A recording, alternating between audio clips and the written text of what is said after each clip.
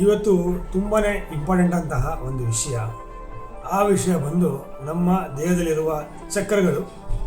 ನಾನು ಆಲ್ರೆಡಿ ಮೂಲಾಧಾರ, ಸ್ವಾಧಿಷ್ಠಾನ ಹಾಗೂ ಮಣಿಪುರ ಚಕ್ರಗಳ ಬಗ್ಗೆ ವಿಚಾರ ತಿಳಿಸಿದ್ದೀನಿ. ಇವತ್ತು ಅನಾಹತ ಚಕ್ರ ಅಂದರೆ ನಮ್ಮ ಎದೆ ಹತ್ರ ಇರುವಂತಹ ಚಕ್ರದ ಬಗ್ಗೆ ಮಾತಾಡ್ತಿದ್ದೀನಿ.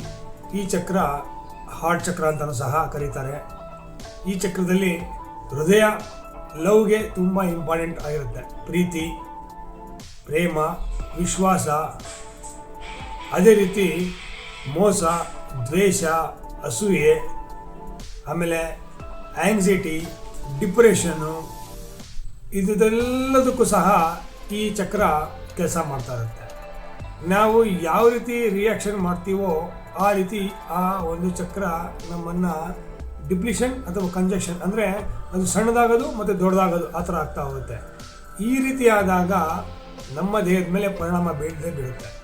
ಹಾಗಾಗಿ ಈ ಚಕ್ರನ ಬ್ಯಾಲೆನ್ಸಿಂಗ್ ಮಾಡಬೇಕು ಅಂದರೆ ನಾವು ಎಲ್ಲರ ಮೇಲೆ ಪ್ರೀತಿ, ವಿಶ್ವಾಸನ ಹೆಚ್ಚು ಬೆಳೆಸ್ತಾ ಹೋಗಬೇಕು. ಈ ವಿಚಾರ ನಿಮ್ಮ ಗಮನಕ್ಕೆ ತರಬೇಕು ಅಂತ ಅಂದ್ಕೊಂಡೆ, ಹೇಳಿದ್ದೀನಿ. ನಮಸ್ಕಾರ, ಜೈ ಹಿಂದ್.